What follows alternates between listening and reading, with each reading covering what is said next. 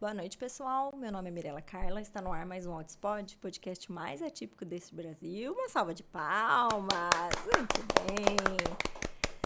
Quero saber se você que está aí, você já se inscreveu no canal? Custa nada você se inscrever, já deixa seu joinha, curte, compartilha. Quanto mais vocês participarem aqui, mais a gente vai, assim, fomentando a nossa rede de apoio e mais as plataformas vão entendendo a relevância desse assunto, entregando para mais e mais famílias, que é tudo que a gente quer, né? A intenção desse canal é levar informação gratuita, de qualidade, para o máximo de famílias possível, então eu conto com o apoio de vocês, tá bom?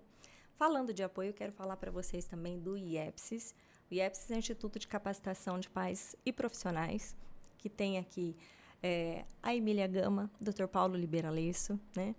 E eles têm cursos livres, cursos de pós-graduação de análise de comportamento, de pedagogia. Vamos dar uma olhadinha.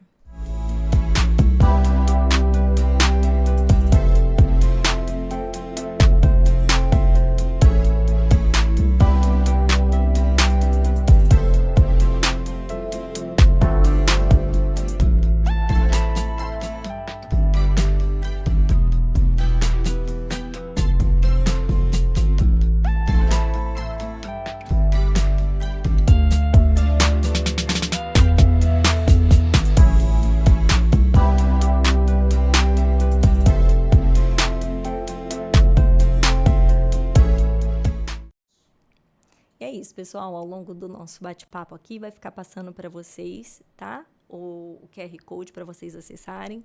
Tem ali cursos, né? Com valores mais acessíveis. E acho que esse compromisso que a Emília e o Dr. Paulo têm de tentar sempre democratizar aí o acesso à ciência. E acho que por isso que deu tão certo assim a nossa parceria, que é um pouco também o que eu tento aqui no canal, né? Eu que já passei por tanta pseudociência que já veio para mim, a gente fica muito vulnerável, então eu tento também encurtar um pouquinho o caminho de vocês que chegam até aqui, pavimentar um pouquinho também, que seja um canal seguro para vocês, né? Que aqui vocês encontrem informações seguras, profissionais, que sejam comprometidos mesmo, né? Com a ciência, comprometidos com a causa. E aí, por isso também, eu chamei ele novamente, porque eu fiquei encantada quando eu gravei com ele no evento da Nexo, que teve ano passado. Na verdade, eu fiquei encantada no evento mesmo, sabe? Encantada com a Cíntia Pérez, que hoje também eu gravei com ela, né? Hoje uma maratona que vocês estão aqui assistindo ele aqui, mas quando eu venho gravar em São Paulo, eu gravo vários episódios. E aí, a gente ficou conversando e eu fiquei assim, gente, esse cara, eu tenho que trazer ele de novo. Eu falei, Cíntia, me dá o telefone dele que eu vou chamar ele para gravar mais uma vez comigo. E ele topou e eu fiquei muito, muito feliz.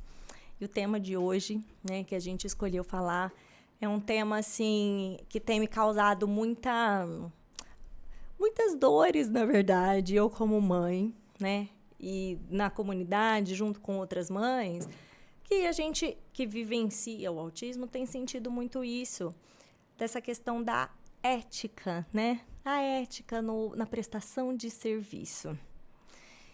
Por que muitas dores? Porque a gente acaba encontrando a falta de ética na prestação de serviço. Mas e aí, assim, o que a gente tem que prestar atenção, né? Como é que a gente pode entender se esse serviço que está sendo oferecido para a gente, ele está sendo permeado, assim, por essa ética toda? Quais são os sinais de alerta? O que a gente deve esperar de um serviço respeitoso, né, para os nossos filhos? Como entender? Então, recebam ele com muito carinho mais uma vez. Cláudio Sarilho. Uma salva de palmas! Muito obrigado, Mi. Poxa, tô muito feliz de estar aqui com você de volta, né? Eu acho que num mundo onde tem tanta fake news, tanta informação distorcida, agora aquela pesquisa, né, falando que vacina causa autismo. Ai, gente, de novo, não é? A galera não superou, não superaram essa história e aparece de novo. E aí eu acho que termos essas pessoas como você que faz esse trabalho, né, de divulgação de informação de qualidade, a gente precisa, porque eu acho que a nossa área ela é atacada constantemente por as informações mais absurdas não e distorcidas, né? Então eu acho que ter esse lugar de segurança ele é muito importante, né? Quando a gente pensa que você fala assim, não, isso aqui já tá... Não, passou, né? Pá de cal, né? Exato. Nisso aqui. Aí, não, ressurge com uma nova roupagem, Exato. dinâmica, Exato. atrativa, né? Umas coisas performáticas, você fica... Oi? Daqui a pouco vão voltar a dizer que a pessoa nasce autismo porque a mãe não amou, né? Aí Não vai é? ser que nem em 1943 lá com o Kenner, né? Não. Então, exato, Daqui a porque pouco deu só mãe falta isso. geladeira, mãe vem não com sei o essas que lá, não sei qual que é conversas, mais a nova versão disso, de tal. Que você fica, cara, não, mais uma vez, Não, vamos superar, né? Vamos pelo amor superar. de Deus, né? E aí, quando a gente falou disso, desse tema, da falta de ética na prestação de serviço, né? E um pouquinho antes até da gente abrir aqui, que a gente estava falando, eu disse, eu mesmo, nessa minha caminhada do autismo, até meu julgamento sobre os profissionais, eu fui demorando a fazê-los, né? Porque eu também fui demorando a entender o autismo, né? Até eu estudar tudo o que eu fui estudando e continuo estudando sobre, me tornando mais, assim, mais ativa nas estimulações do Arthur, mais protagonista, né? Nesse processo terapêutico dele e tal. Para entender, falar assim, poxa, mas não é tão assim igual estavam me falando, né? E aí, eu não sei, a gente... eu com as minhas amigas, a gente fala, cara, na fila da humilhação a gente já passou não sei quantas vezes, e a cara de palhaço, o emoji de palhacinho, é o mais recorrente no grupo das mães. A gente não consegue arrancar a cara de palhaço nossa, assim. Porque... Eu não sei, uma coisa recorrente que a gente fala entre nós, Cláudia, que às vezes a gente tem uma sensação assim. E olha que para fazer esse episódio aqui, eu conversei novamente, com vários grupos de mães. E aquela coisa assim, fala, cara, mas eu achava que naquela clínica, poxa, tinha um respeito comigo, que tinha um vínculo com a minha criança, sabe? Que tinha... Nossa, ficou tantos anos meu filho lá. Como que puderam fazer isso com a gente? Como a gente é só um número? E aí, de novo, essa sensação de... Cara, de palhaço, novamente. Exato. Eu não consigo entender... Eu ainda não consigo mesmo entender. Que há uma falta de ética, ela existe. Mas eu não sei que será que nunca houve mesmo nenhum carinho, um vínculo que existiu? Ou houve e se quebrou? Ou a gente é trouxa no último mesmo, não consegue ter nenhuma noção de julgamento? A gente era tão carente que a gente achou que aquele cafezinho quente que deram pra gente ali era uma amizade? Não era, mãe. Você é só carente mesmo, entendeu? Eu não sei. Total. Tipo, será que era isso? Era só a gente muito, muito, muito carente, vulnerável, e deram um pãozinho de queijo pra gente e a gente julgou que aquilo era uma consideração? E aí a gente tava pagando e, sei lá, eu não sei.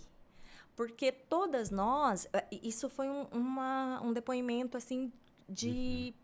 Sei lá, eu essa semana acho que eu conversei com umas 30 mães. Caramba. Dos grupos ali que deram exatamente esse depoimento, de uma sensação de se sentir trouxa, palhaça, por vínculos que se quebraram em clínicas de forma ruim, assim. Ou porque... E aí, vários tipos de situação, assim. Ou porque não dava alta nunca, então ficava empurrando com a barriga. E aí, vamos supor, aquela mãe já estava dizendo assim, olha... Eu acho que já não está precisando tanto. E aí, não, precisa assim, precisa assim, precisa assim. E aí, de repente, surgiu alguém ou o filho de outra pessoa que paga mais ou algo nesse sentido. Clínicas particulares, tá, pessoal, que eu tô dizendo. E, enfim, ou alguém com um horário mais maleável, com menos horas, que pagava mais. E aí, não, tá bom, pode ser, então tá, te dou alta, igual você falou. E aí você fica, não, mas... Eu falei disso, disse que não podia ainda, que precisava que eu continuasse, mas aí agora substituiu, porque aí o filho da fulana tá pagando tanto, com menos horas, e algumas informações assim, que então financeiramente conseguiu substituir e bugou o cérebro, e depois de um tempo vai esfriando as informações, e aí você fica, nossa, não sei, será que trouxa? Sei lá. Ou então... de uma hora para outra também cortar a conexão e substituir ou tirar ou parar de atender. Eu não sei, vários exemplos de situações que me deram, ou de não se sentir ouvida também, que você tenta falar, mas sempre a culpa é tua, você que não faz. Aí eu não sei, não dá para eu tô ouvindo só um lado. Sim, sim. Não dá para eu dizer que todas estão com a razão. Mas foi interessante que eu devo ter falado com umas 30 mães, vários grupos distintos, mas todas elas tinham essa mesma queixa de se sentir palhaça, porque achava que tinha uma amizade, uma consideração ou um bem-querer pelo filho. Que achava que o seu filho era especial para aquela clínica ou para aquela determinada terapeuta. E do tipo, nossa, só que não.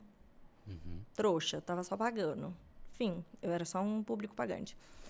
E aí eu fico assim, e eu tenho essa sensação também, em algumas situações. E aí você fica assim, cara, será que é isso mesmo? Nunca foi, já foi, não foi, enfim, sabe? Eu acho que é um problema, ele é complexo, né, Mi? Porque se a gente parar pra ver, acho que qual que é o primeiro desafio? Acho que pegando esses exemplos, né, poxa, deu alta, mas não era pra dar, ou disse que não podia, de repente pôde, né? A questão dos términos que você mencionou. Eu acho que o primeiro grande desafio é que a gente, por não ter uma regulamentação da profissão de análise do comportamento, qualquer pessoa, ela pode se auto-intitular na lista do comportamento e dizer que faz um serviço baseado em aba. Qualquer um. E do ponto de vista civil, a gente nem poderia considerar isso como um crime, tudo bem? Porque tem uma ausência de regulamentação. Como tem uma ausência de regulamentação, também tem a ausência de um código de conduta, que seria um código de ética, né? E aí, por não ter também essa recomendação desse código de ética, que a gente vê a sensação que me causa vendo essas histórias e tantas outras que a gente vê todos os dias, é que parece que tá uma grande bagunça a nossa área. E existem pessoas muito sérias tentando resolver esses problemas, tentando regulamentar, mas, enfim, tem desafios burocráticos e etc. E aí, e não acho que se a gente regulamentasse resolveria todos os problemas, tudo bem? Acho que também esse não é o ponto. Mas nós não temos hoje no Brasil um código de ética para prestação de serviço baseado em aba. O que nós temos, né, em termos de código de ética vai ser de instituições internacionais, ou do BACB ou do QBA. Essas vão ser as nossas opções. Eu acho que é interessante os pais, né, saberem, principalmente os profissionais, entenderem um pouco quais são os pilares principais, né? Quais são os tópicos que esse código ele diz. Porque o código de ética ele orienta sobre uma determinada prática. Então, por mais que quem esteja vendo não seja um profissional vinculado a alguma instituição, fala assim, então eu não posso seguir ou eu não posso ter contato. Cara, pode. Teoricamente, todo mundo pode ler aquilo ali e incorporar na sua prática clínica. Eu, em especial, sigo porque eu sou vinculado a essas instituições. Então, se eu não seguir, eu perco a minha credencial. E eu não gostaria que isso acontecesse, né?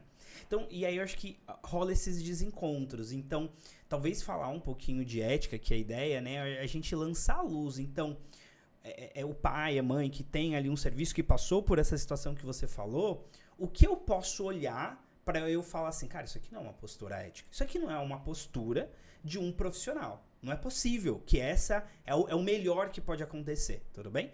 Então, eu acho que é instrumentalizar, né, todas as pessoas com informação de qualidade, é justamente para questionar, inclusive, se a conduta que ela está tendo é ética ou não, né? E eu acho que a gente, à medida que vai adquirindo conhecimento, vai conseguindo discutir mais sobre esse tema. Acho que é isso mesmo. E justamente porque quando a gente chega nesse inicinho, muita da nossa cegueira vai pela nossa vulnerabilidade, que eu acho que foi um dos pontos que talvez todas, que eu acho que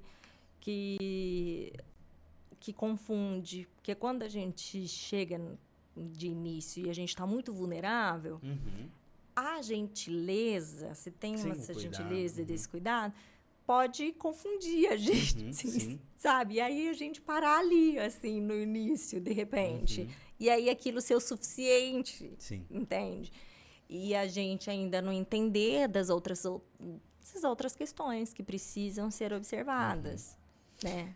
Você sabe que surgiu uma discussão, inclusive, num grupo, né, do WhatsApp, tal, muito isso, assim, algumas clínicas, então, elas fazem algumas ações. Então, coloca, sei lá, tem café da manhã para os pais, tem, sei lá, um espaço de cowork, se o pai pede alguma coisa, ele consegue uma sala de reunião para fazer ali um atendimento, enfim.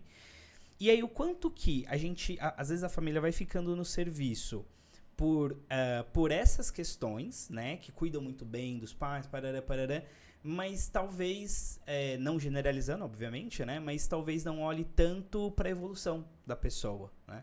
Então, eu acho que a gente precisa tomar cuidado, porque, de fato, cuidado, zelo, ser bem tratado, ser tratado com cordialidade, com respeito, eu acho que é o mínimo que a gente espera, né. Mas, para além disso, pensando que isso é um mínimo, né, eu acho que a gente deve esperar algo além, né? E eu acho que esse algo além é principalmente a evolução daquela pessoa que está sendo atendida pelo profissional. Ou evolução, ou entender o que está acontecendo, porque cada um tem uma curva, né, de aprendizado. Nem todos vão aprender no mesmo ritmo, mas que o profissional ele tenha a possibilidade de compartilhar com a família sobre o que está acontecendo. Isso é requisito ético. Assim, você foi falando você foi dando vários exemplos que são tópicos que estão presentes no código de ética. Posso começar? Vai, vamos lá. Tem um que eu acho que é um que pega muito, que se chama Mantendo a Competência Profissional. Então, o que é isso? Teoricamente, quando a família ela bate na porta da clínica e ela fala, oi, tudo bem? Eu queria que vocês atendessem o meu filho. O que idealmente deveria acontecer? Você deveria passar por um processo de triagem, minimamente precisaria entender. Então, tem autismo, qual que é a idade, tem comorbidades, porque veja, o tratamento que a gente tem para uma pessoa que tem TEA vai ser 1, tudo bem? Vamos pensar um TEA nível de suporte 3. O tratamento que você daria, ou o conhecimento que você precisaria para alguém que tem TEA e implante coclear, vai ser outro. Sim. Uma pessoa que tem TEA nível de suporte 1, a depender das características, vai ser outro. Então, talvez houve um certo reducionismo da complexidade do TEA e deve fazer, eu atendo autismo. Por exemplo, se você pôr uma pessoa na minha frente que tem seletividade alimentar, eu não faço ideia do que fazer. Aí você tem que chamar a Cintia. Tem que chamar a Cintia. Eu não faço ideia, porque isso tá fora do meu escopo de competência. Então, idealmente, a clínica, ela deveria ter os profissionais. Então, assim, o Cláudio, ele domina mais essa área, o fulano esse, e aquela pessoa ser encaminhada para o profissional que tem aquela competência, né? Idealmente. O que eu vejo acontecer na prática? A clínica, ela aceita de maneira indiscriminada qualquer um, certo? Aí o profissional que ele não tem essa competência para atender. Então, tipo, digamos que é um problema, sei lá, de implante coclear, a pessoa tem, né, sei lá, teve surdez bilateral e tal. Poxa, né, nunca atendi na minha vida, que ele fala assim, não, mas você vai ter que atender.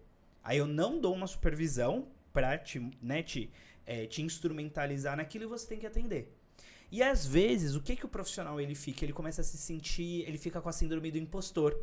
Então ele fala assim, nossa, eu sou uma fraude, eu tô enganando a família. E às vezes, veja, cada caso é um caso, né? Sim. Mas às vezes, um término abrupto vem disso. Vem do tipo assim, eu tô fazendo mal pra essa pessoa.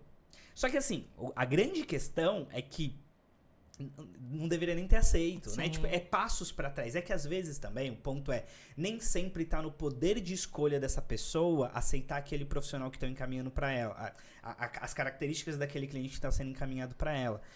Então, é isso, assim, você tem a instituição e como ela distribui entre os profissionais e o suporte que ela dá, afeta tudo isso. Então, é uma discussão complexa. Né? Ela é uma discussão complexa. Então, acho que essa questão do manter a competência é um ponto. E uma forma da gente se manter atualizado, né, nessa questão da competência por exemplo, consumir podcast como esse, né? Porque você vai ficar atualizado, né? Enfim, então, porque às vezes as pessoas acham que adquirir competência é fazer uma pós-graduação, necessariamente, você entendeu?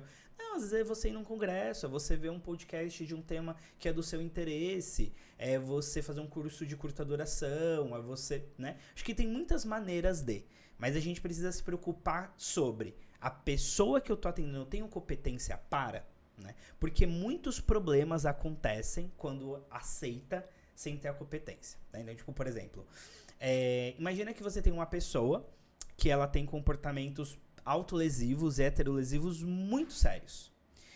E nessa condição, é importante que os profissionais envolvidos, eles tenham alguma formação, por exemplo, de seguranças em crises agressivas. Sem dúvida. Né? E aí você vê, por exemplo, matéria de jornal. Professora, gente, nada contra os professores, pelo amor de Deus, né? Mas exemplos de matérias, né? Professora amarra a criança com teia na cadeira. Sim. Professora... E aí você vai ler essas matérias, ela vai dizer assim, ela teve uma crise e eu tentei segurar ela de alguma maneira. Tudo bem? Sai de terapeuta, de psicólogo, fonoaudiólogo, terapeuta ocupacional. Pai, mãe, exato, que não sabe mais como conduzir. Como o caso do André lá, né? O que André, ficou acorrentado. Fernandópolis, lá do lado do ladinho de vizinho ali de casa, né? Que saiu em tudo quanto é lugar. Exato. E a família e perguntava pra cara, eu não sabia o que fazer, mas eu não ia deixar ele se batendo. A mãe do André era uma judiação, a situação que ela tava. Questão de informação. Então, aí você imagina, então, assim, a família, né? É que a família, né? Ela ainda tomando algumas ações, tem um escopo que é a decisão da família, mas o profissional, teoricamente, para ele encostar no indivíduo com a função de bloquear algum movimento, ele deveria ter muitos cuidados. Muitas etapas anteriores deveriam ser feitas antes disso acontecer. Aí você imagina, um moleque vai lá, eu não verifico isso, casos que eu já vi acontecer. A criança tem uma crise, a terapeuta segura do jeito que vem na cabeça dela. Já vi gente quebrando o nariz, já vi gente machucando a criança. E aí, como que você volta pra família e fala assim, poxa, tá vendo esse roxo aqui? É que parará, teve uma crise, eu segurei assim, mas como assim? Mas por que eu não sabia que deveria ter, né, que teria algum procedimento que envolvesse contato físico, mas ninguém me falou, né? Então, eu acho que tem esse cuidado, né? E que às vezes a gente acaba descobrindo de uma maneira ruim, que é quando acontece. Sempre. Né? Então, eu da acho pior maneira possível. E isso é sobre manter a competência, né? Então, imagina eu assumir esse caso sem ter uma formação e uma formação específica, né, de segurança em crises agressivas, e eu decido segurar essa pessoa de qualquer jeito se eu machucar ela. O que você fala pra mim? Pode responder civilmente por isso. Tudo bem? Pode ser. Eu conheço, isso aconteceu. Aconteceu exatamente isso. Nossa, mas era um enrosco, porque assim, a menina ela tava grávida, a coordenadora. Tá. Aí a terapeuta tava atendendo, a criança teve uma crise, ela pediu ajuda. Aí a terapeuta grávida entrou, tentou segurar ali a criança de algum jeito, machucou a criança, a mãe saiu da clínica, foi pra delegacia fazer, eu não sei, acho que é corpo de delito, eu não sei qual que é o nome, muito bem. Acho que é isso mesmo, foi fazer. Você entendeu? E aí as meninas, poxa, mas a gente tava tentando ajudar, eu falei assim, mas cara... Só que não. De boa intenção, o inferno tá cheio, só galera, que não. sabe? Tipo, não é assim que só funciona. Que não, exato. Gente, para. Então você percebe que tudo... E aí, sim, os especialistas são vocês, ou exato, deveriam ser. E se vocês não são, deveriam ter dito que não eram especialistas. Chamava a mãe, não consigo, sabe, fazer... Tinha muita opção boa pra ser tomada, mas, né, acabaram escolhendo a pior. E aí já tá feito, né? Eu acho que isso é uma coisa importante. Às vezes, acontece uma coisa. Quando acontece essa coisa, a gente vai olhar o código de ética. Mas é meio reativo, você entendeu? Porque assim, na melhor das hipóteses, você vai constatar que, né, a caca tá feita. Exato. Teoricamente, a gente deveria ter uma abordagem mais preventiva. Então, frequentemente eu ler, eu dar uma olhada, eu ver o que pode fazer, o que não pode fazer, pra evitar que esse tipo de situação aconteça, né? O leigo, nós vamos passar pano. Mas aí você que pegou como especialista... Se você tá sentindo aí, especialista, cara, amiga. não. Aí, a quem muito foi dado, muito será cobrado. Isso é bíblico. Zero pano pra você. Não, zero pano. Não dá, exato. Não dá. E é exatamente isso, assim, todo mundo pegando de tudo. Então, autista. Olha a gama que isso embarca. Não, e é doido, porque é isso, você tem... Mirella, você tem um podcast que tem o Fora da Bolha, né, agora e tal, mas que majoritariamente discute coisas de autismo. Você já acabou? Tipo, não tem mais o que falar. Meu Deus, eu tenho 1 milhão de coisa pra cobrir, eu não tenho nem gente suficiente pro tanto de tema que eu tenho. Exato. Você entende? Então, assim, acho que isso faz um recorte de que a pessoa que ela supor que, assim, entendi o autismo, parabéns, me ensina, porque eu... todos os dias sai coisas novas descobertas, né? Então a gente vai fazendo esses recortes, né? A gente vai se especializando em áreas. E acho que talvez uma dica para a família falar é mais ou menos assim.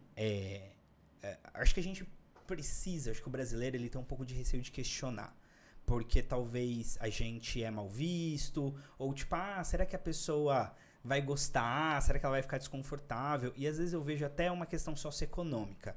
Algumas famílias que elas são talvez um pouco mais simples, elas podem, por alguma razão, achar que, tipo, eu não tenho o direito de questionar, porque aí parece que a prestação de serviço é quase um favor. E não é, em nenhuma circunstância. Tudo bem? Não é favor, é um serviço. Esse serviço pode ser gratuito, tá tudo bem. Não deixa de ser um serviço e não deixa de ter que ser menos rigoroso do que algo que é remunerado. Isso. Né? Então, eu acho que a gente precisa questionar. Eu acho que talvez um questionamento meu filho, por exemplo, ele tem autismo e síndrome de Padre William. Você tem essa competência? Você já atendeu alguém? Ou o seu supervisor tem? Eu acho que o ponto é as famílias começarem a perguntar mais para os profissionais se eles sabem, se ele não sabe. Eu, tipo, quem vai ficar com meu filho? Tá, mas a pessoa que vai ficar com meu filho, quem acompanha ela? Né? Ela é monitorada por alguém? Qual que é a formação dessa pessoa? Qual que é a competência dessa pessoa? Ele já tem experiência com seletividade alimentar? Ele já tem experiência com CA, por exemplo, se for necessário? Então, eu acho que é fazer essas perguntas para, enfim, aí ir sentindo e vendo o que é possível fazer, né? Mas para ter esse termômetro, né? Acho que pode ser um bom caminho. E aí, continuando de que mais que Perfeito. o código de ética tem e que na prática a gente consegue visualizar? Cara, eu acho que um ponto que talvez não pegue tanto para os pais, mas eu preciso falar aqui nesse espaço. Um dos princípios do código de ética é comporte-se com integridade, haja com integridade, né? Ou seja, não se engaje em comportamentos fraudulentos. E a gente tem um problema no Brasil que muitas clínicas, elas se engajam em fraude, né? Descarada contra o convênio. Sabe aquela matéria? Saiu uma matéria no Estadão, acho que começo do ano passado, que falava assim, autismo custa mais caro a planos de saúde do que o câncer. Sim. Essa matéria, ela tem muitos problemas, milhares, e por muitas camadas. Primeiro que câncer é uma doença, autismo é uma condição. Você comparar isso, a priori por si seja... só. E é muito apelativo, porque vem a imagem da pessoa, do câncer, o cabelo caindo, coisa, né, vai morrer, sei lá o quê. Um monte de coisa, né? Então, eu acho que é muito apelativo. Tem um monte de problema. Mas uma coisa, e eu acho que a gente sempre... Cara, sempre quando eu vejo alguma coisa, eu penso assim, beleza, qual é a parte que me toca? Mas de onde que surgiu isso? Exato, e acho que vem um pé aí, né? Que é isso que... E eles destacam, muitas clínicas que prestam serviço baseado em TEA cometem fraude, né? Então, e a fraude, né, ela vai ser tipo duplicar a sessão, né? E eu já ouvi justificar assim, mas o convênio paga pouco. Mas assim, então não aceita, uai. Tudo bem. Se a sua operação custa isso, né, e o convênio paga isso, ok. Então você vai ser obrigado, mas talvez a gente não possa trabalhar junto porque a minha operação tem esse preço. Ou às vezes assim, tipo assim, digamos que tem, sei lá, X horas de psicólogo, X horas de fono, X horas de TO. Aí falam assim, vamos mudar. Então, tipo, ao invés de fazer tantas horas de fono, a gente vai jogar isso para psico. Só que aí o psicólogo, ele tem que assinar como se fosse uma sessão de fono, isso é fraude. Só que aí tem duas pessoas fraudando. Tem o profissional, que ele tá assinando, né? E tem a clínica que faz toda essa coisa acontecer. Então, eu acho que a fraude dentro das instituições é um problema seríssimo. Acho que eles têm investido muito em... E gente, eu também, né, dizendo assim, não tô passando pano pra convênio, não tô dizendo que eles são um santo anjo, que eles fazem o melhor serviço do mundo. Eu acho que tem um diálogo que precisa acontecer, tem muitos desafios nesse processo, mas eu acho que eu tô fazendo um recorte. Eu acho que independente se a gente gosta ou não de plano de saúde, se a gente concorda ou não, uma coisa não justifica a outra. Exato. Né? Eu acho que não poderia se tornar plausível fraudar atendimentos para poder ter ali uma determinada sessão, uma determinada quantidade, né? E eu acho que os pais, eles precisam se atentar a isso, porque isso aqui não é da minha área, mas talvez eu... E eu vou te falar, teve muitas clínicas que atuaram dessa forma, com a família sabendo, em conluio, e tem muita clínica que fez dessa forma,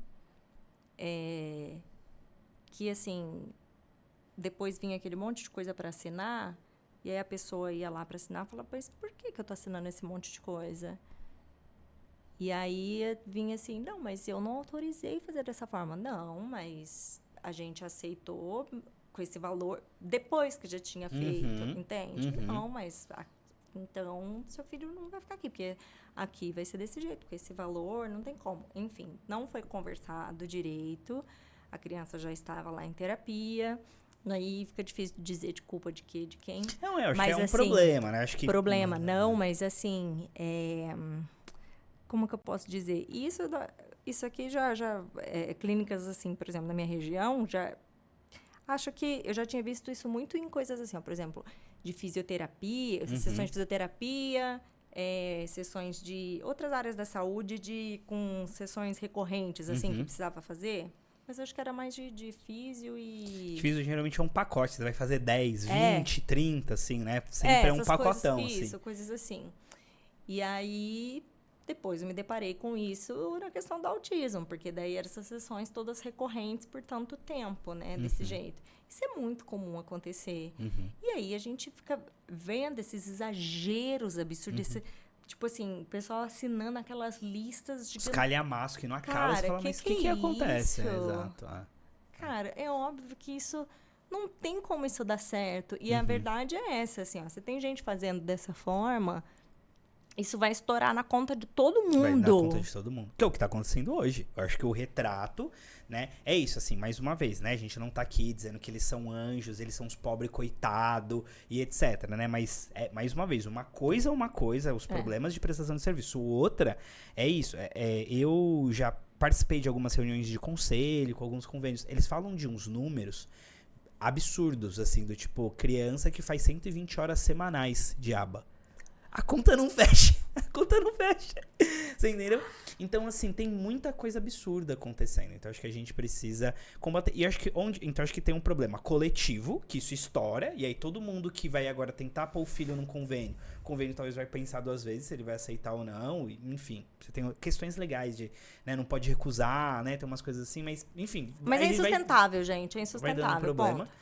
E eu acho que tem problemas individuais, porque às vezes a família, né, conseguiu lá uma liminar para ter um tratamento adequado, ideal pro filho. Eu vi gente perdendo, porque tava cometendo fraude, tá, entendeu? Eu já vi tanto absurdo. Outros absurdos era tipo assim, a clínica pegava o dinheiro da liminar e dava tipo uma mensalidade pra família. Então, tipo, sei lá, 10 mil, por exemplo. Eu fico com 5, 7, sei lá, te dou 3, 2. Doideira. Assim, já vi de um tudo. Então, acho que a gente precisa combater isso de uma maneira geral. Isso precisa ser muito combatido, cara. Não dá. Tolerância zero para esse tipo de coisa. Porque, de novo, a gente tá falando de direitos e a nossa luta, ela é no coletivo. E ela vem dos pais, né? Eu, como profissional, tenho pouquíssima força de mobilização, de legislação. Que é isso, de coisa, gente? né? E aí, isso aí estoura em absoluto. E quando a gente está falando em números, a gente pensando em políticas públicas e tudo mais, só que enquanto isso... E que também são lutas distintas, de políticas públicas e de cobertura de convênio. Exato, sim. São lutas distintas.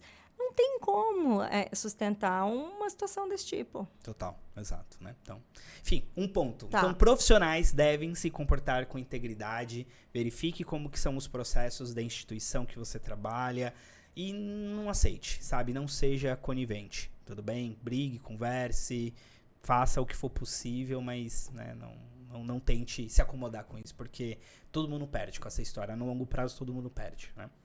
Eu acho que um outro ponto que eu queria trazer é sobre fornecer um tratamento eficaz, né? E eu acho que a gente volta naquilo que você estava dizendo assim, poxa, mas, né, me dava um cafezinho, me dava uma atenção, conversava aqui, conversava ali, né? Então, o que a gente precisa estar sensível é nas melhoras, porque, veja, quando a família começa um serviço, a gente pergunta, poxa, o que você espera do serviço? Né? O que você espera dessa... Eu falo serviço, gente, porque uma possível palavra para se utilizar é tratamento. Mas não tem ninguém doente nessa história, né? Então, tratamento, embora seja uma palavra que vocês vão ver na literatura, a gente tem pensado muito, a área, né, sobre usar a palavra tratamento, porque, né, tratamento está associado a uma doença, autismo não é uma doença, é uma condição, então, serviço tem sido a palavra mais utilizada, enfim, mas né, enfim, não é um problema. Então pergunta assim, o que você espera do serviço? Eu quero que ele seja feliz. Ótimo. O que é felicidade pra você? Ou o que você vê o seu filho fazendo, que você fala assim, poxa, isso como mãe, né, acalenta meu coração. Tá? Então a gente deveria incorporar isso como norte na terapia. E aí nós deveríamos, a partir disso, fazer avaliação, fazer planejamento e um conjunto de coisas para navegar não apenas nele, mas ele ser um dos nossos nortes. Então, se a pessoa, se o tempo tá passando, e digamos que você fala assim, poxa, eu queria muito que ele falasse, tudo bem?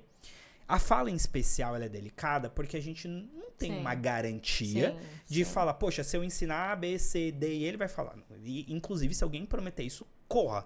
Porque... Alerta né? vermelho, Nossa, total charlatanismo. Muito charlatano. Não, toda essa coisa da pseudociência, ela tem uma narrativa muito parecida, né? Tipo assim...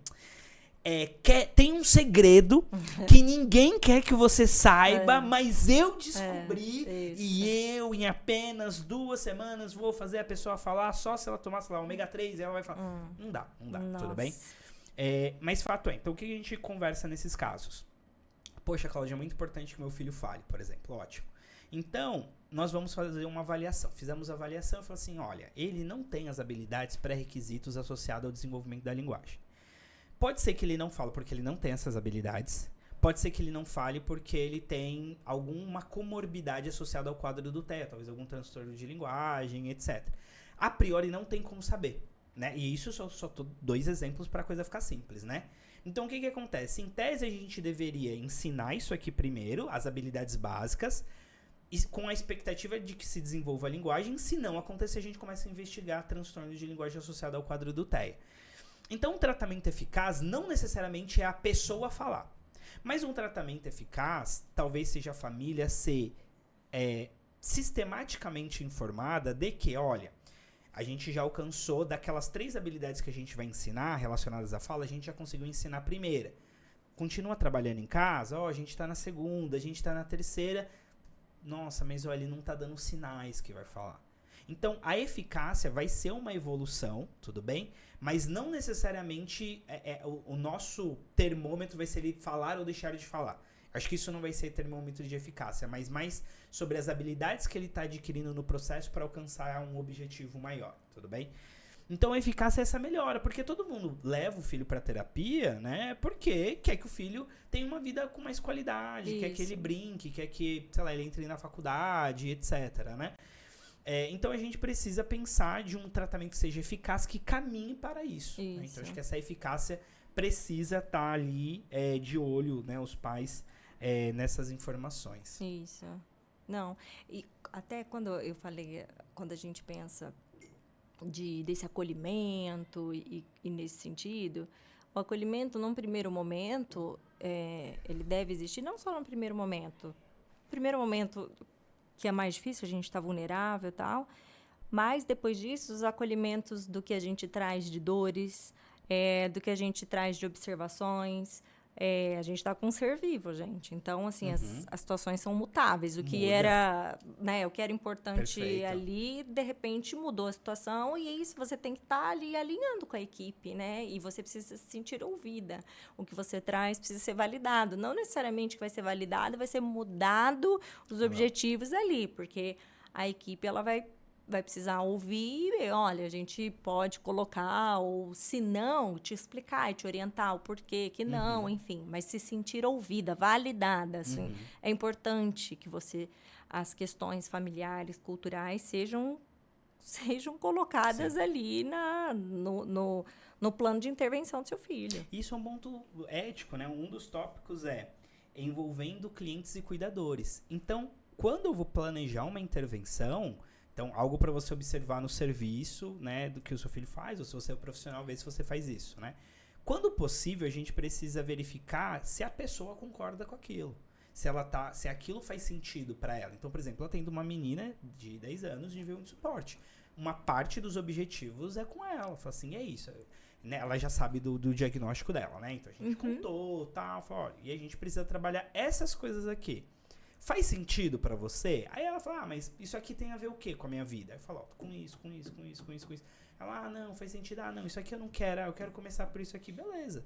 Então, quando possível, a gente constrói junto com a pessoa, mas a família, ela precisa ser envolvida no processo. Então, acho que uma coisa importante tem reunião sistemática com esse profissional? Ele é acessível? Tudo bem? Então, assim, poxa, tenho minha reunião uma vez por mês. Beleza. Às vezes pode precisar de um intervalo menor, tipo 15 dias. Às vezes ser um pouquinho mais espaçado. Mas qual é a última vez que você teve uma reunião para ser atualizada sobre os objetivos? Tudo bem? Você sabe que tem uma pesquisa que eles avaliam a satisfação das famílias em relação à prestação de serviço dos profissionais.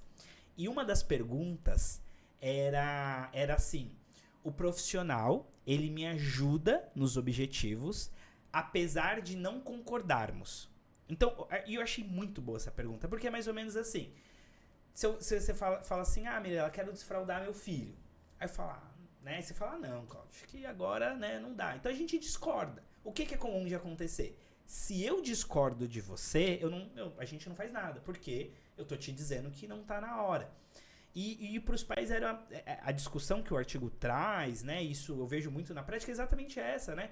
A família fala assim, tudo, porque às vezes o argumento é assim, ele não tem os pré-requisitos. Por exemplo, é muito comum de tipo, não tem pré-requisito, não vamos começar, tudo bem. Mas a família fala assim, eu entendi, mas eu queria muito começar agora, porque ele tem X anos, porque agora é verão, porque eu tô afim. Porque o ponto existe pré-requisitos por desfraude? Sim. Significa que se ele não tiver, é impossível ele desfraudar? Não. Entre o céu e a terra, eu já vi muita gente que não tinha pré-requisito pra falar, dormiu, acordou e começou a falar. Como que eu explico isso? Eu não sei, não faço ideia, né? Então, acho que a gente, claro, que precisa avaliar uma relação de risco, uma relação, qual que é o benefício para o cliente, mas acho que o que a gente precisa se policiar como profissional então eu só apoio aquilo que eu concordo. Então, como que eu tô envolvendo a família? Né? Então, envolver a família, acho que essa habilidade da gente tentar incorporar isso e de fazer tentativas que são importantes para aquelas pessoas, e não só o que eu quero, né? E não só o que eu entendo que é importante, isso tem o seu lugar. Mas sabe onde isso acontece? Com o próprio terapeuta. Qual que é o discurso? É assim, né? A intervenção ABA, né? Para promover autonomia, independência. Aí você vai lá na sessão. Aí o terapeuta, ele entra, ele pega tudo que vai acontecer, ele fala, um jeito que não é ABA, tudo bem? Entre aspas, né?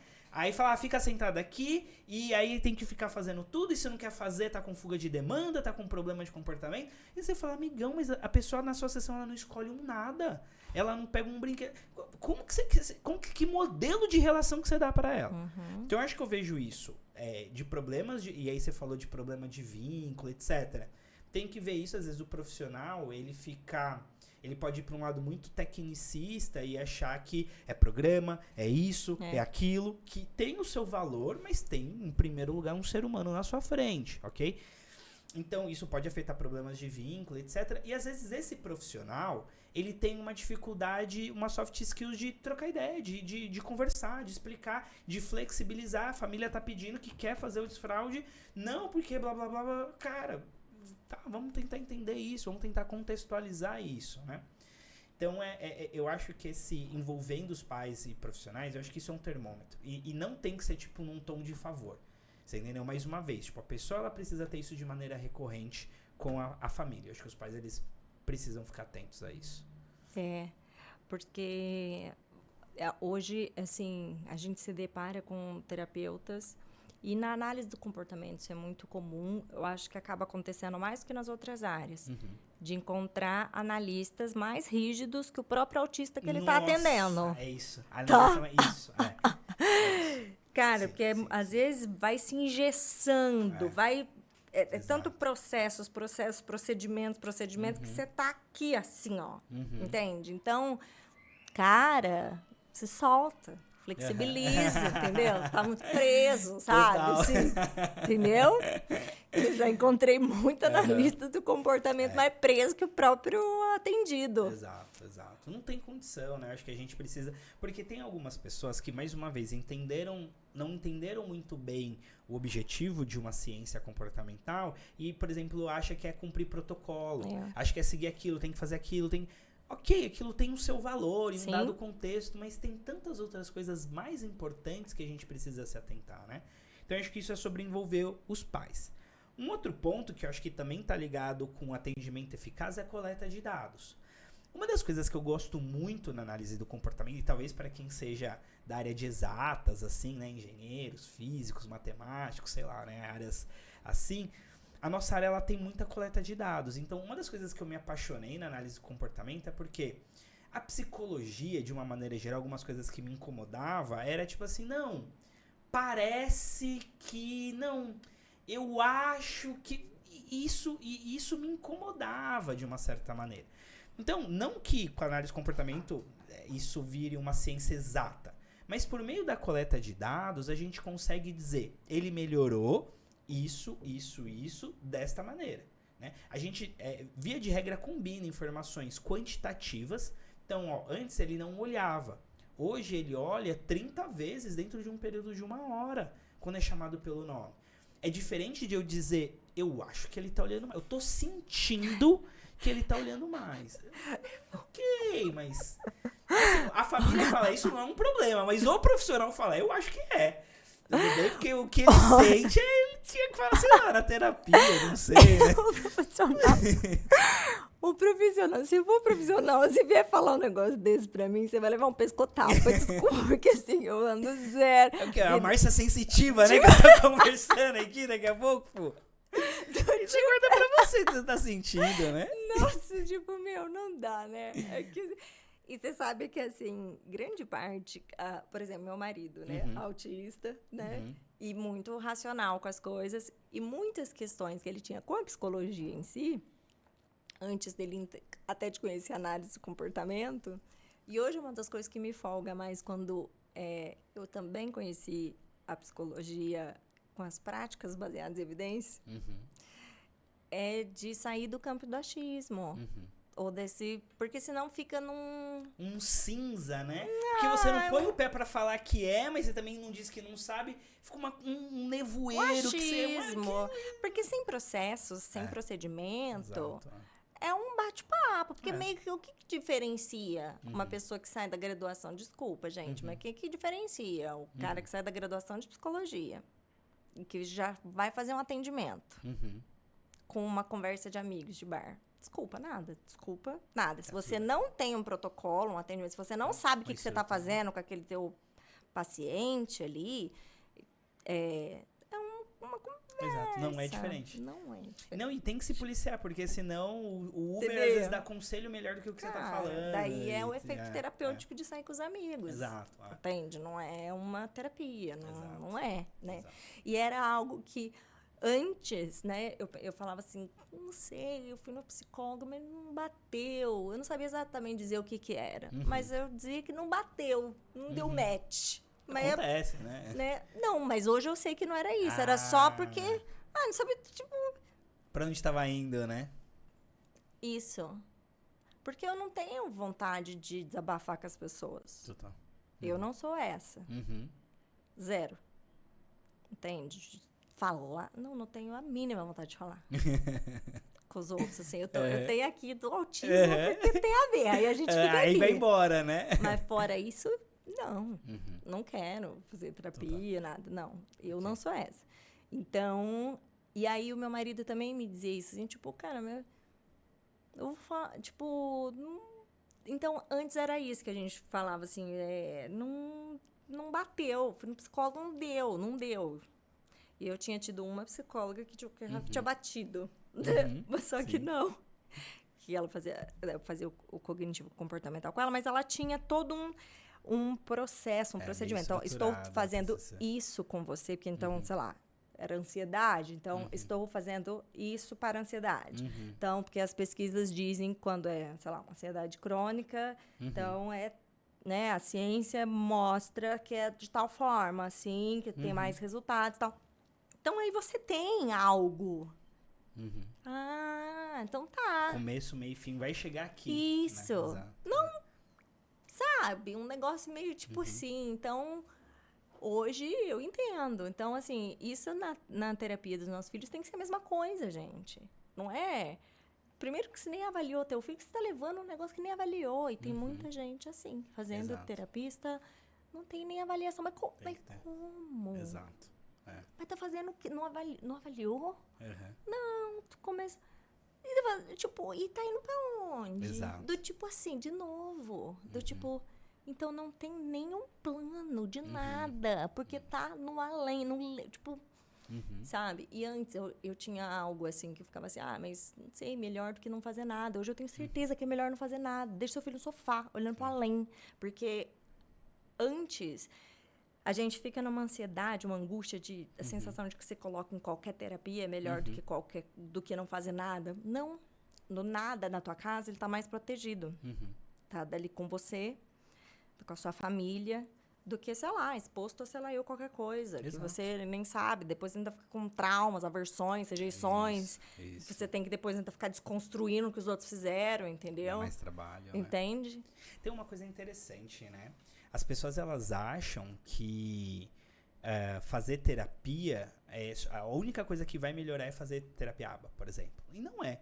A grande questão é essa. Se uma pessoa, ela evoluiu fazendo qualquer coisa, X, ela evoluiria de qualquer maneira. Isso. Seria fazendo aquilo, seria ficando em casa, seria indo, né? Então, tem pessoas que, de fato, elas vão ter uma curva de aprendizado, né? Tem outras que vão precisar de, talvez, um planejamento melhor para que aquele aprendizado ocorra.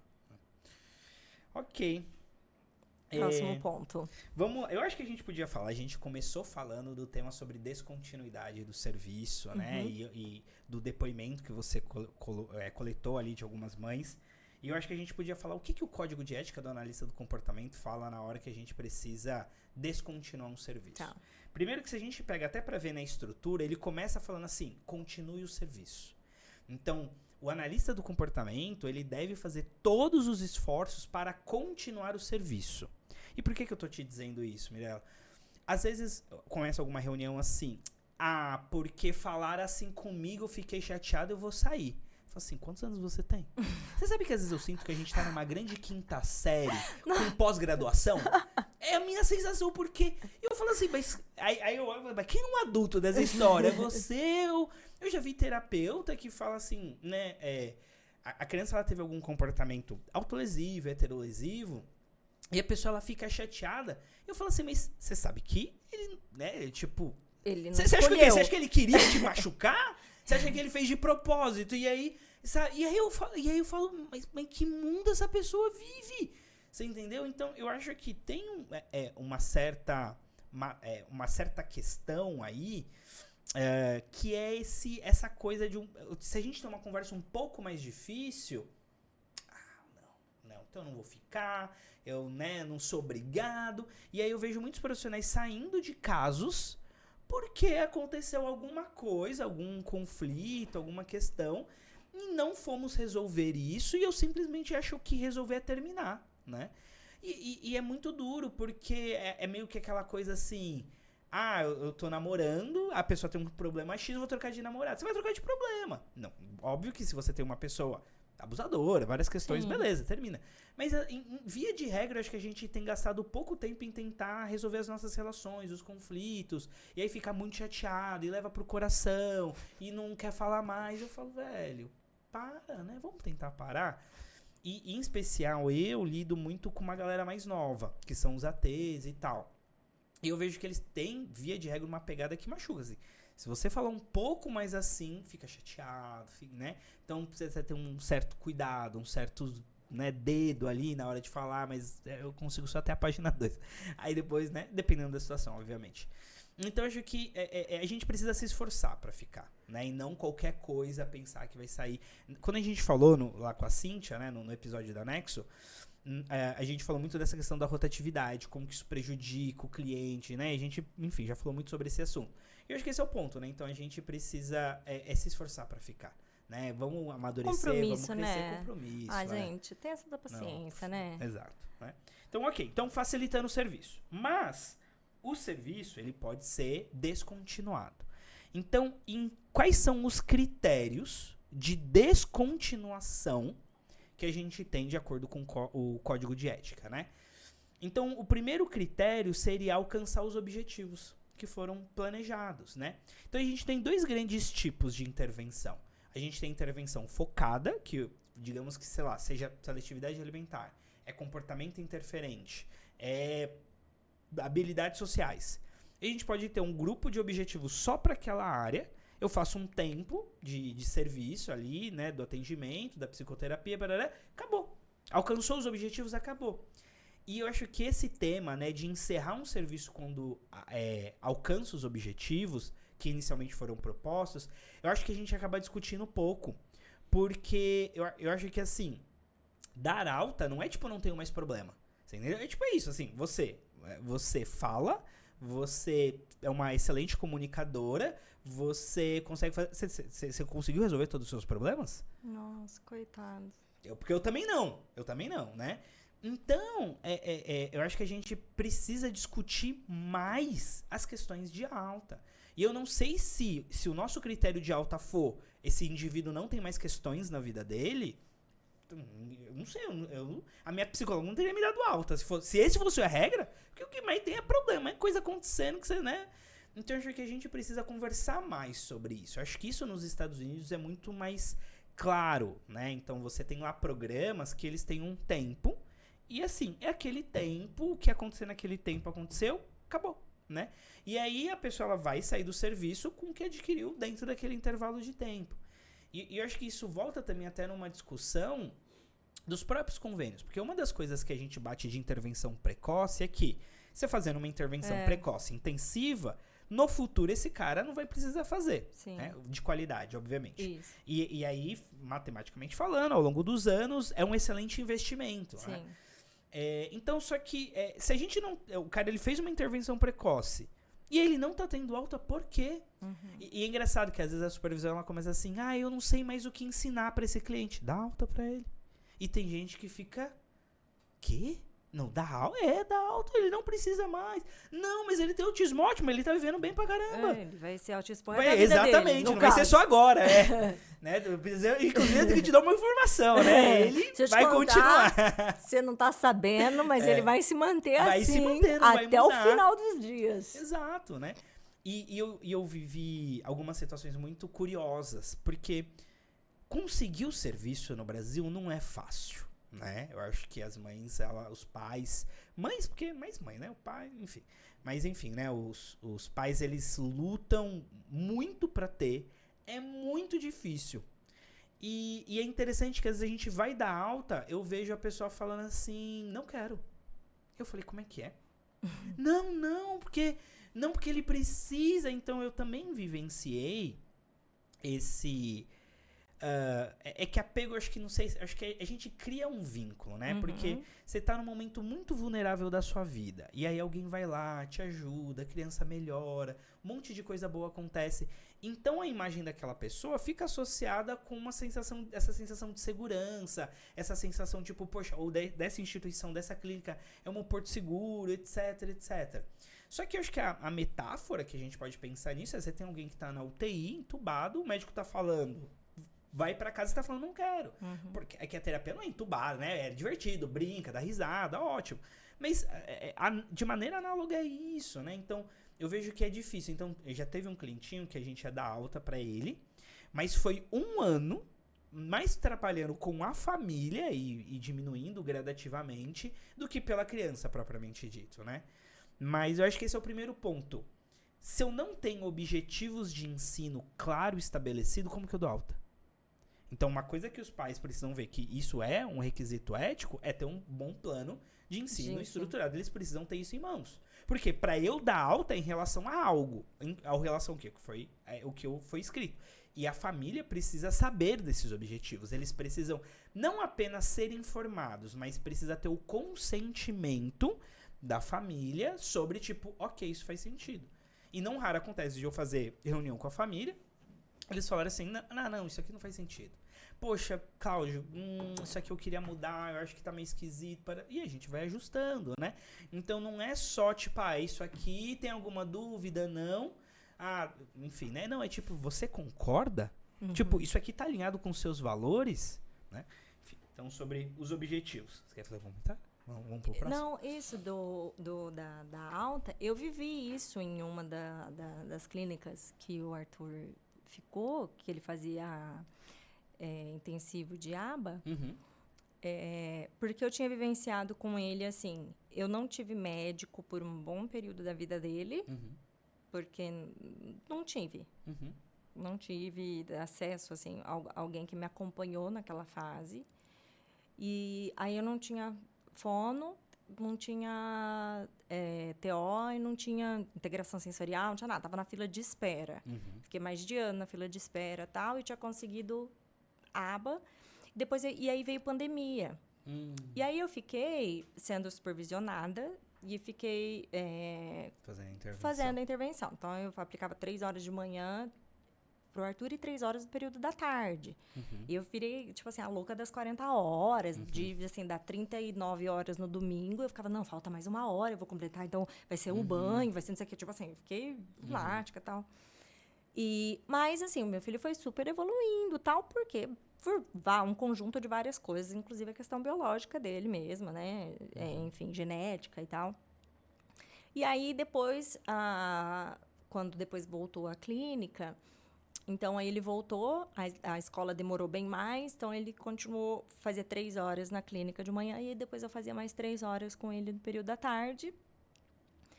E ele continuou evoluindo muito, muito. E no final de semana eu fazia mais. 3 horas de manhã, 3 horas da tarde. Fazia 6 horas, tal. Enfim. Depois, voltou à escola. E aí, as meninas fizeram um grupinho de WhatsApp com a professora. E aí, o Arthur, ele foi tendo um boom mesmo. Mesmo no período da pandemia, comigo, sendo supervisionada. Depois, com elas, a clínica e elas. Depois, clínica e escola. E quando eu tive o diagnóstico dele, e elas que me atenderam lá na clínica, eu lembro que eu perguntei, falei assim, nossa, por quanto tempo? Porque, assim, era particular. Eu nunca tinha conseguido nada pro Arthur pelo convênio. E aí eu falei assim, por quanto tempo que vai ser? Elas, olha, não dá pra saber, porque o Arthur não falava, não olhava nos olhos, não apontava, nada. Não, autista clássico total. Então, assim, não dava para saber a extensão até de gravidade, assim mesmo, até a gente começar a intervenção, entender, né? E aí, por quanto tempo? Não sei.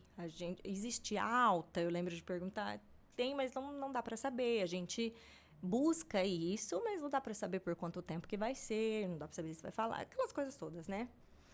E aí foi um baque muito grande para mim, entender a intensidade de tratamento. E aí eu lembro que eu quis me desapegar desse conceito, tipo, que eu lembro de eu falando para mim mesma, Mirella, se tiver que fazer isso por 40 anos, nós vamos fazer. Se tiver que fazer por... Chega, não, eu quero tirar isso de prazo.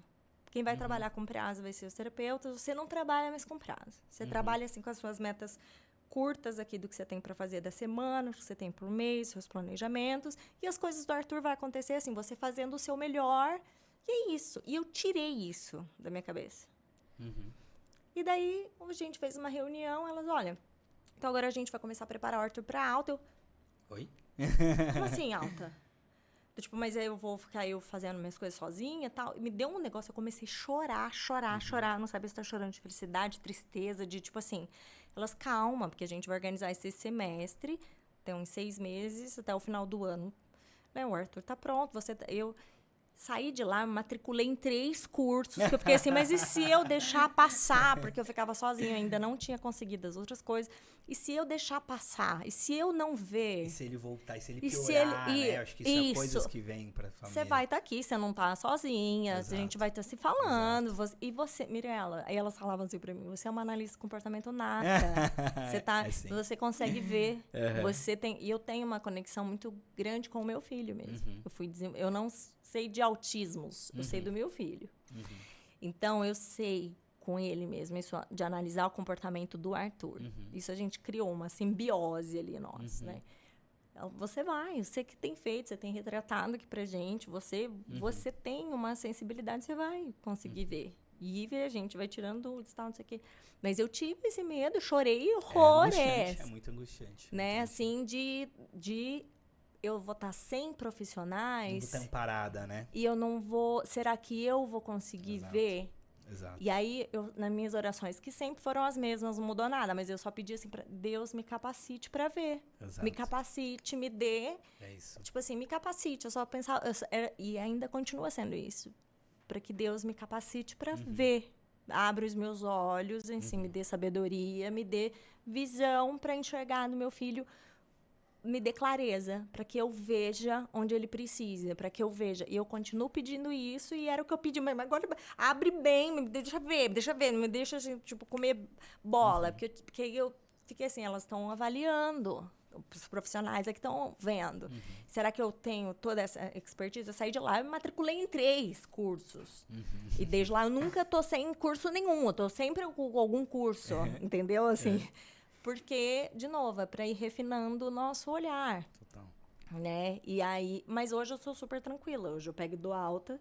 Qual é o meu critério de alta? Financeiro. Tem dinheiro para pagar? Não tô alta. Mamãe vai ter que conseguir enxergar, filho, suas necessidades. Tipo, se eu não tô conseguindo, porque o convênio não cobriu. E aí, no SUS não tem. E aí, é isso. Então, mamãe precisa estar capaz. Deus continue me capacitando. Mais ou menos assim, eu sigo nesse ponto. Então, mas eu entendo. Total. É uma angústia, né? É porque é isso, assim, o que imagina, né? A família lá, vamos pensar numa história que eu ouço com frequência, né? Então, tipo, até 1 ano e pouquinho, 2 anos, brincar, parará, fez aniversário, parou de falar, né? Ou começou a fazer umas coisas que antes não fazia. E daí começa uma angústia. Então, acho que a sinalização do término não é e se eu passar por tudo isso de novo, né? Eu não gostaria que isso acontecesse. Pra mim vinha muito isso do tipo assim, outras dificuldades, porque ele é autista e sempre será. E a gente vai passar por outras etapas. Exato. E se nessas outras eu deixar passar? E se eu não ver? E se? Ai, gente, mãe, não dá, me tem erra. que cortar o isso. Nossa, assim, senão... Mas, de novo, amadurecimento. Total. Tudo é amadurecimento, né? A gente vai tentando ficar mais leve. No começo eu chorava mais, hoje eu faço mais piada, entendeu? Sabe? Assim, hoje eu brinco mais com o assunto, entendeu? Assim, a gente vai... processos, tudo são processos. E eu acho que tem um outro... Tem 5, não sei se acho que não vai dar tempo de falar de todos, como que a gente tá? Vamos... Tem mais um, a gente pode fazer mais um e a gente fecha. Isso, Um outro ponto, acho que um outro critério de alta pra gente... De alta não, desculpa, de término, né? De descontinuação de serviço pra gente falar, é quando os serviços não estão sendo benéficos para o cliente. Tá. O que isso significa?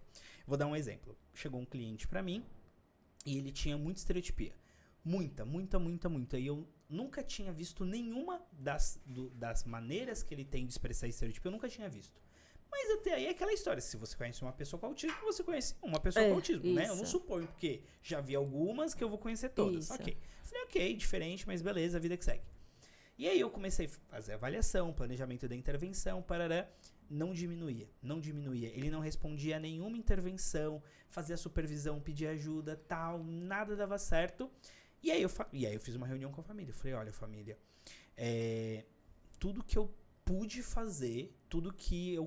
E o problema é que aquelas estereotipias, da maneira que elas aconteciam e na frequência que elas aconteciam, era um problema muito grande pra vida dele. Não tô falando de uma coisinha simples, assim, tipo, era uma coisa que trazia um baita prejuízo. E outra, poderiam escalonar também. Escalonar, exato, mudar. Essa é a questão da estereotipia, exato. Assim, às vezes ela naquela frequência, alguma coisa ali, ela pode escalonar. Exato, e se isso continuasse acontecendo, aí ia ter outros problemas além daquele.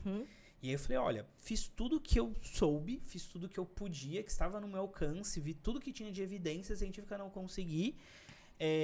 Recomendo que vocês procurem um outro profissional, que talvez eles consigam te ajudar melhor. Coloquei o nome de algumas pessoas e tal. E ele falou assim, não, tal, vamos ficar mais um tempo, vamos tentar mais alguma coisa e tal. Eu falei, vamos tentar mais 6 meses. Por quê? Qual que era a minha lógica? O que eu tô fazendo não tava beneficiando aquele cliente. Eu não vou ficar com ele, porque se ele não tá... Lembra, assim, direito a um tratamento efetivo. Se eu não tô conseguindo produzir um tratamento efetivo, cara, talvez aquela pessoa não deva ficar comigo. Ela deve ficar com um profissional que tem ou competência ou expertise ali pra cobrir aquele ponto. E aí, enfim, aí passou o tempo, a gente começou a investigar outras coisas, e aí a gente levantou suspeita de um tique, foi pra investigação psiquiátrica, fechou síndrome de Tourette. E ele tomava Ritalina, que é psicoestimulante. Meu amigo. Aí ajustou a medicação, tirou com a mão, né? E aí eu, enfim, tô no caso até hoje e tal. Mas veja, eu acho que nós profissionais, né? E aí talvez essa é uma conversa que os pais também podem dar um toque, né? Às vezes o profissional ele vai dar o melhor pra ali, pra ajudar. Que foi o meu caso, eu dei o melhor, eu fiz, eu tentei. Não consegui. E eu acho que tá tudo bem. Eu não sei em que momento a gente se convenceu que tudo que a gente for fazer vai dar certo. Né? Eu acho que é natural que algumas coisas deem certo, é natural ter desafios, é natural que a gente busque informação e supere os desafios, e é natural que tem coisas que, putz, não vou conseguir. Então eu acho que ao invés, porque é coisas que não resolvem. O profissional se sentir culpado não resolve, porque ele fica falando, eu tô enganando a família. Isso não resolve o problema. Resolve você buscar ajuda, você entendeu? Né? E não resolve também fingir que não tá vendo ou jogar na conta da criança. Porque ele... Opa. É quase 100%. Então, se o professor falar que ele não aprende porque tem autismo, você vai achar isso uma explicação razoável. Não. Sim. Então, por que você acha que é razoável dizer que ele não aprende? Não, né? Então, assim, se todos têm a possibilidade de aprender, cada um, é claro, no seu ritmo, a gente fala, cara, eu não estou conseguindo. E beleza, acho que é um baita exercício de humildade. Você entendeu? Tipo, não estou conseguindo. E joga aberto, joga transparente. Eu acho que quanto mais transparente a gente consegue ser, mais claro a gente consegue ser, tanto nos desafios quanto nas conquistas, eu acho que é melhor pra relação, né? Então eu acho que um outro critério é esse. Se você tá com o pé no tempo, tá vendo que não tá tendo efetividade da intervenção, troca uma ideia com o terapeuta, sabe? Fala assim, você acha que tá fazendo bem pra ele? Você acha que, será que não seria melhor outro tipo de serviço, outro profissional? Na boa, né? E é isso, tem gente que talvez se sinta ofendido, paciência, vai fazer psicoterapia pra resolver essas questões aí de insegurança, Vá buscar a sua própria ajuda, exato, né, querido? Porque perguntar não ofende, afinal de contas é a vida do seu filho que tá ali. Então conversa, bate um papo. E se você é profissional, faça essa análise. E eu acho que não é vergonha, não é demérito. Não acho que você vai ser menos profissional se você chegar nessa conclusão. Eu acho que isso é honestidade, né? Que é um dos tópicos do Código de Ética, né? A gente precisa beneficiar os outros. Se o que eu tô fazendo não tá beneficiando, eu paro. Eu paro e a gente recalcula a rota, né? Esses últimos 4 tópicos, você quer ler o tópico? Posso. Lê o tópico, então, tem esses dois. O terceiro é quando, né, não tem pagamento, né, e natural não ter mais. Tem um que é assim, que quando a família não segue a orientação do analista do comportamento de maneira sistemática, apesar dos esforços, apesar das barreiras, né, terem sido tentadas, né, ser superadas. Tá. Eu não lembro exatamente da frase inteira, mas é mais ou menos assim, se eu tô te orientando a fazer algo, sistematicamente você não faz esse algo, e eu tento resolver isso, então eu falo assim, poxa, mas né, por que não aconteceu? Cláudio, porque eu não concordo. Isso é uma coisa, tudo bem? Você não concorda, você tá me... Então vamos pensar numa coisa que faz sentido pra você? Uhum. Outra coisa eu falar, Mirella, você concorda? Concordo. Pô, tá tranquilo pra você? Você precisa... Não, tá, não faz. Putz, mas precisava muito fazer isso. Parará. Então... Tipo, não tá tendo uma adesão, mas você já tentou todas as formas. Isso, tem que ter tentativas e conversas muito claras sobre isso. Porque como que a galera às vezes joga isso aqui? Do tipo assim... a Mirella não fez. Né? Então a Mirella não fez, ela não tá cooperando, então não vai dar. Eu falo assim, não, pera, a gente não esgotou as nossas... Você sequer perguntou se ela concorda com isso. Você perguntou como foi a semana dela? Porque você tem procedimentos para aumentar as chances de adesão dessa família. Tem várias estratégias. Dá um podcast. Estratégias para aumentar a adesão familiar na terapia. Tem literatura no caminhão, assim, para discutir isso. Então, se você já fez isso tudo e mesmo assim não dá, aí também... Aí, ok. Aí também não rola, né? E sabe o que eu percebo? Eu acho que às vezes tem um momento de vida. Ciclos, você entendeu? Tipo assim, ó, uma vez eu tava com uma família que tinha um filho ali, ele precisava de algumas coisas muito específicas que aconteceram principalmente fora do ambiente de terapeuta, e a mãe tava grávida, tava nos meses, né, nas semanas finais de gestação, era uma gestação que envolvia um certo risco, precisava...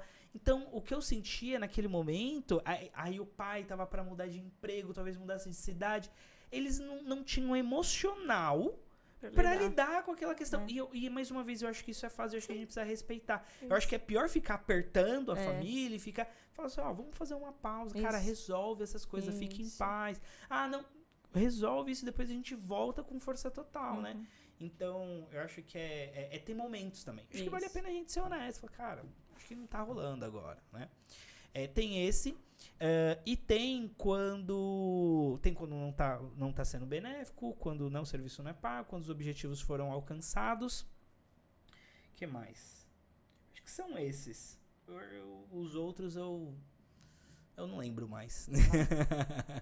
Mas eu acho que esses são os principais. Assim, mas tá lá no Código de Ética do Analista do Comportamento, vocês conseguem acessar pelo BACB.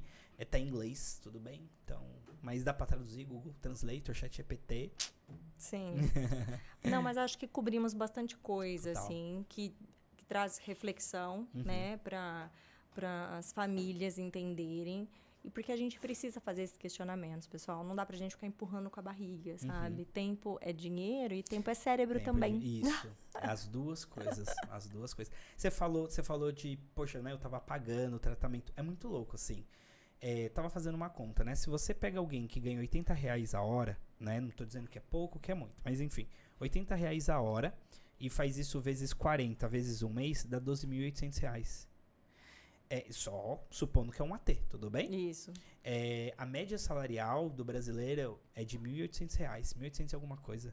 Então, assim, um dos meus pontos, né? A gente falou de alta, mas eu acho que a gente precisa talvez falar um pouco mais dessa questão financeira, não hoje, né? Mas num outro momento. Porque eu fico me perguntando isso, assim, eu não tenho dúvida quanto à discussão de efetividade da literatura científica das horas. Ok, tá muito claro isso pra mim. Aliás, né, eu acho que as pesquisas apontam isso. A minha grande questão é como a gente torna um tratamento intensivo economicamente viável. Porque é isso, um país que, em média, a média salarial do Maranhão é, sei lá, de R$900, do Estado. Você entendeu? Uma pessoa que precisa de 40 horas semanais cobrando R$80, não ganha. Né? Não faz. Então, eu acho que, enfim, daria toda uma outra discussão, mas eu acho que isso também mexe, né? A alta, etc. Né? Tem um planejamento financeiro envolvido da família, né? Não, o autismo, ele é um escoador de dinheiro na vida das famílias. Não dá, não dá. Eu não sei se tem alguma... Tirando se você for muito, muito, muito milionário, mas as famílias de autistas, a gente não consegue vislumbrar uma prosperidade, Cláudia. Tudo do que a gente ganha escoa, cara. E é algo que, tipo, não é por um período, é por Tempão. Então, isso, a gente se sente só com o nariz pra fora da água. É um negócio enlouquecedor, assim. E que... angustiante em termos assim para nós adultos, pais, que temos os nossos sonhos pessoais também, viajar, cara, qualquer coisa. Trocar de carro, né? Meu filho fim do ano, ai mamãe, queria tanto viajar, eu falei, vamos, tá legal em casa, tá tão legal aqui, ó, a gente junto, rolê, família e tal. Cara, é sufocante. Isso que a gente não posso reclamar que ainda tô no lugar de privilégio, aquilo assim, né? Total. Então mas isso dá papo uma outra pauta, né? Cláudio, muito obrigado mais uma vez. É sempre um prazer ter você aqui. Igualmente, porque é uma honra sempre estar aqui com você. Discussões assim muito, muito pertinentes e que a gente precisa mais. É isso, conte Obrigada. comigo, viu? Pode me chamar que eu Vou venho. chamar mais vezes, porque eu tô com 2 pautas na cabeça, tá? Então Obrigada, tá bom. Tá Valeu, bem? Mi. Pessoal, Obrigado. se inscrevam no canal e eu aguardo vocês até o próximo. Um beijo. Tchau, tchau.